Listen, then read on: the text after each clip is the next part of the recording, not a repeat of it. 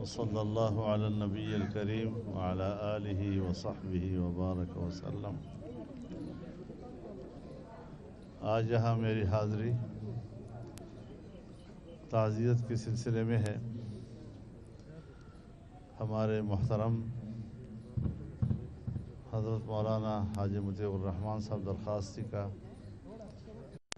انتقال ہوا، اور ظاہر ہے کہ ان کے انتقال کا صدمہ ہمارے لیے جیسے ایک خاندانی صدمہ ہو، لیکن میری مصروفیات کی وجہ سے میں بروقت یہاں نہیں آ سکا۔ آج اسی تعزیت کے لیے میری حاضری ہوئی ہے۔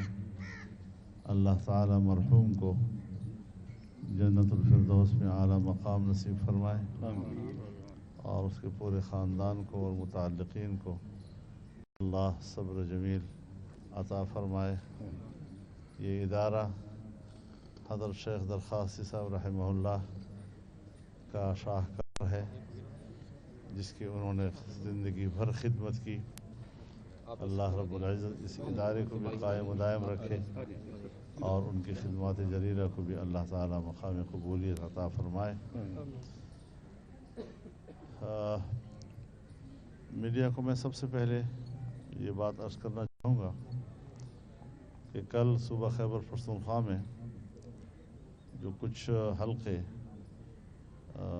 پہلے فیز کے کچھ اسٹیشن باقی تھے، اس میں الیکشن ہو گئے ہیں، اور تو میں اس پر ان کو وہاں کے عوام کو مبارکباد پیش کرتا ہوں۔ اور جہاں تک ڈیرہ اسماعیل خان کا تعلق ہے، مجھے حیرت ہے اس بات کی کہ 50% پولنگ اسٹیشنوں کے جو نتائج صحیح آئے ہیں، وہاں جمعیت جو ہے وہ لیڈ پر ہے، اور جہاں پر انہوں نے سفید کاغذوں پہ نتائج لکھ کر دیے ہیں، تو 50% پولنگ اسٹیشنوں پر جمعیت کو صرف 7,000 ووٹ دلائے ہیں۔ تو اس سے آپ اندازہ لگائیں کہ کس طریقے سے وہاں سرکاری وسائل استعمال ہوئے۔ 1 ارب 88 کروڑ روپیہ کے منصوبے وہاں پر 2 تحصیلوں میں تقسیم کیے گئے۔ ساری زندگی انہوں نے خدمت نہیں کی، اور اس الیکشن میں انہوں نے ووٹ خریدنے کے لیے اس کو استعمال کیا۔ تو ظاہر ہے کہ اگرچہ ہمارا ایک کارکن الیکشن میں حصہ لے رہا تھا، لیکن وہ شاید یہ سمجھ رہے تھے کہ ہم دنیا کو پیغام دیں گے کہ ہم نے فضل الرحمان کا حلقہ جو ہے وہ مار لیا ہے۔ کوئی ایسی بات نہیں ہے، ہم اب بھی جیتے ہوئے ہیں، اور پہلے بھی دھاندلی سے نکلے تھے، اب بھی انہوں نے دھاندلی کے ذریعے سے اور سرکاری وسائل کے استعمال کر کے بھونڈی حرکت کی ہے۔ تو یہ مقابلہ چلتا رہے گا، اور اب ان سے نجات کے دن قریب آ چکے ہیں، کیونکہ آپ کو پتہ ہے کہ انہوں نے حسن کارکردگی پر جتنے محکمے تھے یا ان کے وزراء تھے، ان کو انعامات تقسیم کر لیے ہیں، اور انعامات تبھی تقسیم ہوتے ہیں جب کھیل ختم ہو جاتا ہے۔ تو اب ان کا کھیل ختم ہو چکا ہے، اور ہم نے اگلے کھیل کا عندیہ دے دیا ہے عدم اعتماد کی تحریک پیش کرنے کا۔ چودھری برادران سے ملاقات ہوئی ہے، اس کا کیا رزلٹ سامنے آ گیا؟ اس کے ساتھ ساتھ تحریک کے جو عدم اعتماد ہے اس کے بارے میں بھی آپ بتائیے۔ دیکھیے، عدم اعتماد کی تحریک کا اصولی فیصلہ پی ڈی ایم نے کیا ہے۔ اب ظاہر ہے کہ صرف نمائش تو نہیں کرنی، ہماری کوشش ہو نمبر بھی پورے کریں۔ 172 ووٹ ہم نے پورے کرنے ہیں۔ تو اس لحاظ سے جو ان کے حلیف جماعتیں ہیں، ان سے رابطوں کا آغاز ہوا ہے۔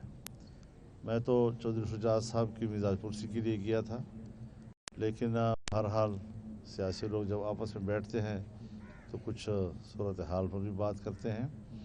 ایک جرگہ بنایا جا رہا ہے جو ان کے حلیف جماعتوں کی قیادت کے ساتھ باقاعدہ باضابطہ رابطہ کرے گی، اور ان کو اس بات پر قائل کرے گی اور آمادہ کرے گی کہ اب ملک کی کشتی ڈبوئی جا رہی ہے، آپ اس کا حصہ نہ بنیں، بلکہ اب بھی وقت ہے کہ ملک کی اس کشتی کو بچانے کے لیے آپ حزب اختلاف کے اس عدم اعتماد کا ساتھ دیں۔ 4 سال کا عرصہ گزر گیا، باقی 1 سال پیچھے رہ گیا ہے، تو کیا یہ 1 سال بھی ان کو دے دیا جائے گا؟ ایک دن کانپور میں اعلان فرما دیں کہ کب تک تحریک عدم ایک دن تباہی و بربادی کا ہے اور اس کو سنجیدہ لینا چاہیے.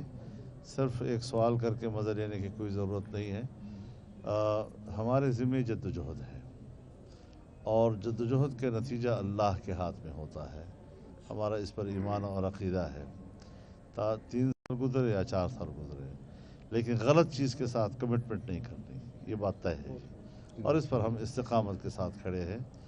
انبیاء کرام نے بھی ہزار سال دعوت دی, تھوڑے سے امتی ملے ان کو, لیکن ان کی جد و جہد تھی, نتائج اللہ کے ہاتھ میں تھے. تو اس طریقے سے عدم اعتماد کی تحریک کے لیے ہم پہلے ہوم ورک کر رہے ہیں.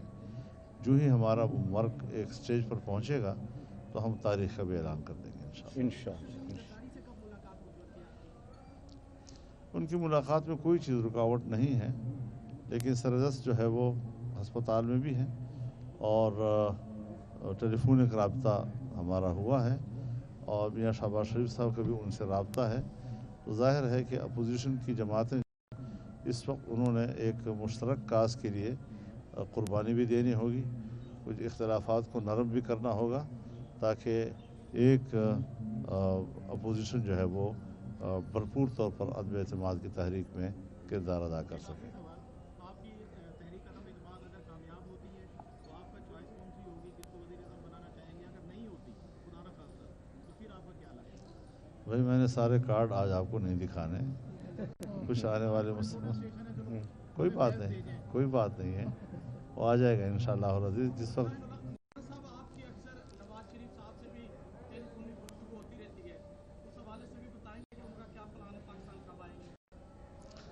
میرے ساتھ نہ انہوں نے جاتے ہوئے مشورہ کیا تھا اور نہ اس کی واپسی کا مشورہ مجھ سے کریں گے. وہ بیمار ہو کر گئے تھے اور جب صحت یاب ہوں گے تو واپس آ جائیں گے, اپنی مرضی سے فیصلہ کریں گے. بہت شکریہ. وہ بھی ہم نے اپنی اسٹیئرنگ کمیٹی کے حوالے کیا ہے تاکہ اس کی تفصیلات و جزیات, اور اگر عدم اعتماد پہلے آ جاتی ہے تو پھر ظاہر ہے کہ اپنی حکومت کے خلاف تو نہیں کرنا نا. بہت شکریہ. راستہ جی